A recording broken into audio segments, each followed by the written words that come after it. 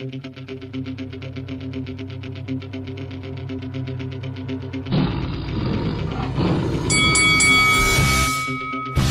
Yo, what's up? It's Brother Jack. You watching Lights Out TV. This is FAISAL Khan for Lights Out, and with me via Zoom, delighted to be joined by the Black Thunder, Caoimhin Agyarko. Caoimhin, good afternoon to you, mate. How are you doing? Yeah, I'm good, thanks. Not too bad, just chilling. Done a little gym session earlier, so just taking over at the moment. Congratulations on the win on Saturday night against Robbie Chapman. It was a very, very impressive performance on what was a very good night of boxing on BT Sport. How would you assess your own performance? Thank you. Yeah, it was a good performance. Personally, I would give myself a 4 or 5 out of 10. It was a good win for me, good stoppage, but I was just going through the motions. I only took the fight on 2 weeks' notice, so I didn't really want to take too many risks in there in terms of gassing out or anything like that. Although I felt fit, I wasn't tired at any stage. But I wanted to learn a couple of things in there and just take my time and learn how to do the rounds more and then just pile the pressure on to get the stoppage. That's 2 wins in the last 4 months. Before that, you were last out in December 2019. So as I mentioned, there's 2 fights in 4 months. How happy are you with the current situation of what's going on outside of boxing with the whole pandemic, that you're now slowly getting more active, more fights, more round under your belts, and you're just keeping busy? Yeah, obviously, ideally, I wanted to be out a lot more this year.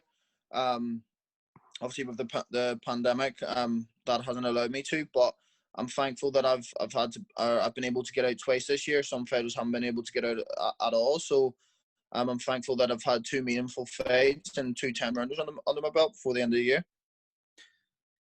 23 years old now, 8-0 with 5 KOs, moving in the right direction. You're slowly becoming more active. I don't know whether you'll be out before the end of the year, but I'm pretty sure that 2021 is a big year for you. What's the discussions been between yourself and Frank Warren in terms of what they want to move you on to next year?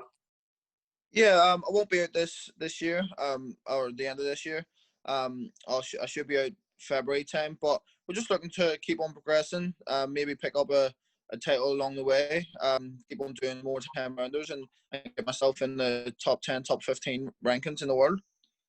As I was just about to say, you just mentioned your rankings. I believe it pushes you up to I believe number 20 in the UK, which is a very, very good ranking after only 8 fights. Is there anyone in particular that you've got your eyes set on? Is there any title in particular that you'd like to try and pick up within the next couple of fights? There isn't anyone that I've got my eye on. I just leave that down to my opponent, down to my manager and promoter. I want to pick up maybe an IBF or WBO European title at some stage next year. Get myself like I said, in the top 10, top 15 rankings in the world, and then just progress from there. What we see with some of Frank Warren's up and coming prospects is some of them like to go the as you just mentioned, the WBO European route. Some of them like to go through the British route. Mainly in boxing, it's British, European, and then obviously world honours. What route are you looking to take? Are you happy with either way, or is there a specific, perhaps British, then European, then world honours? No, I wanna go down the WBO or IBF or whatever route that is to get to a world title.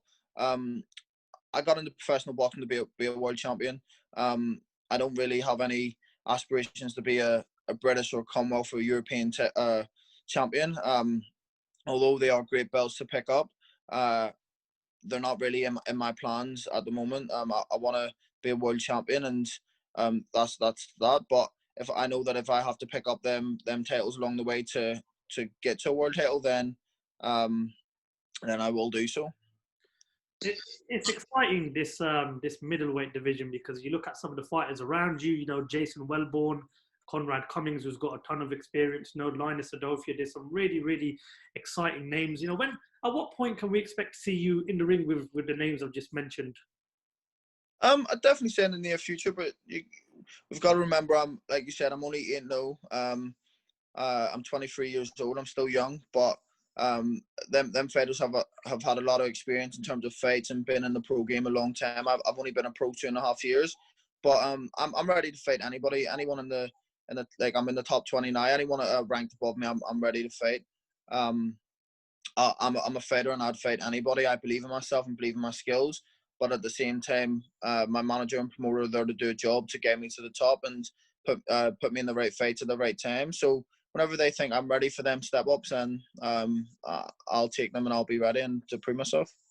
Robbie Chapman's a tough guy. You know, I've known Robbie for quite a while myself. I know he's very hard, you know, in the ring, and he's tough to get rid of. He's a survivor. What sort of a message do you think you sent on Saturday night by stopping him in the fight? Yeah, he's very tough, very awkward.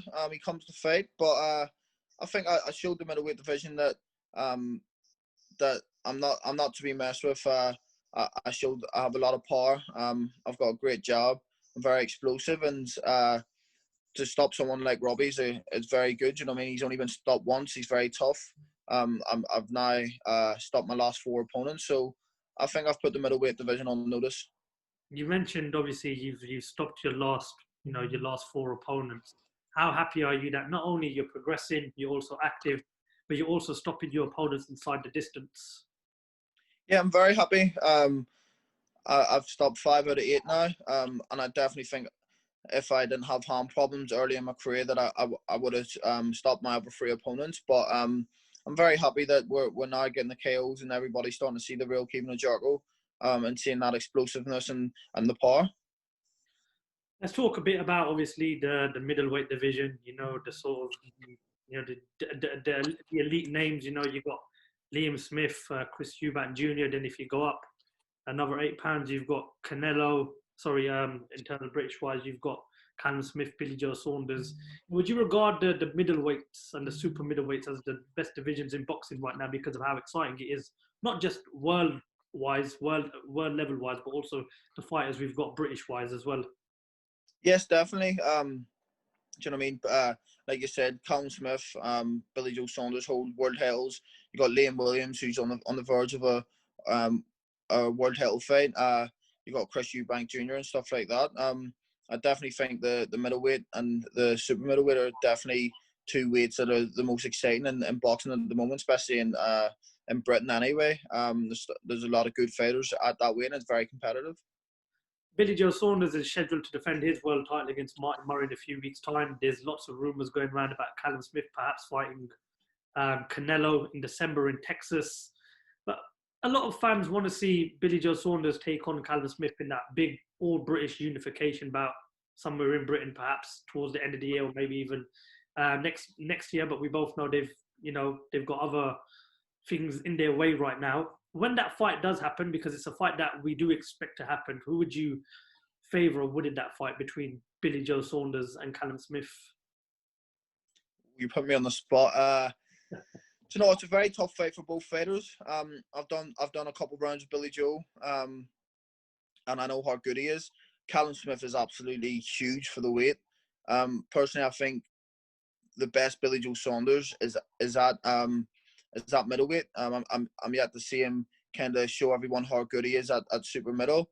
But Billy Joe Saunders is an unbelievable talent. Has an unbelievable boxing brain, and I think it's a very intriguing fight. I think that fight boils down to who gets the tactics right. I'm more of a kind of fighter that believes that skills pay the bills. And a good boxer will always beat a good fighter.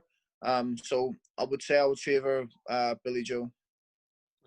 So, even when somebody asked me, I kind of respond the way you did. You've just put me on the spot. It's a brilliant fight. It's a fight we would all love to see. Just want to get your thoughts on, obviously, events that took place a little later on after your fight. Kell Brook's fight against Terence Crawford. What do you think should be next for Kell Brook? What would you like to see him do next? It's very hard. I'd like to see him go up to late middle and have a go at late middle. I think he's too big for the welterweight division now. I think he's outgrown that weight. You could see it the way, and he didn't look healthy. So I think he should leave the welterweight division alone and maybe target the light middleweight division and see what he can achieve there. I think Kell's a very, very good fighter, but he hasn't had them defining fights in terms of wins.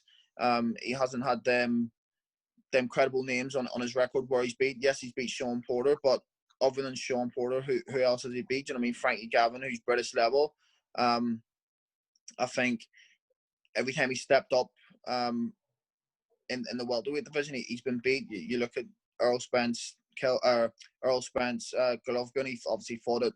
Was that middleweight? Yes, middleweight. That was too much of a jump for him. And then his last fight against Terence Crawford, he wasn't good enough on the night.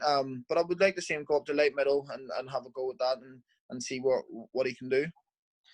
As a fan, would you still welcome that fight, that all big British bout between him and Amir Khan? I think it's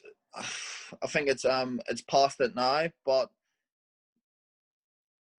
why not? Why not have that fight? I think we're not seeing both of them at their prime, but I definitely think it's definitely a fight that both could take, and it's still a very, very interesting fight. Yes, it's definitely a fight that's still got a bit of spark to it. Caoimhin, before we end the interview, is there anything else you'd like to add? No, just keep watching out for me. I'm going to be putting on more good performances, and hopefully by the end of 2021, I'll have a couple titles under my belt and be in the top 10, top 15 in the world. Well, we're looking forward to seeing how you progress next year. It's an exciting time for British boxing with fighters like yourself coming through. Thank you very much for your time. Really appreciate it. And good luck for 2021. It's going to be a big year for yourself. And we look forward to seeing you back in the ring sometime next year. No problem. Thank you very much. And thank you for taking time to interview me. Thank you for taking your time out to speak to us. Caoimhin Agyarko, thank you for talking to Lights Out. Take care. You too.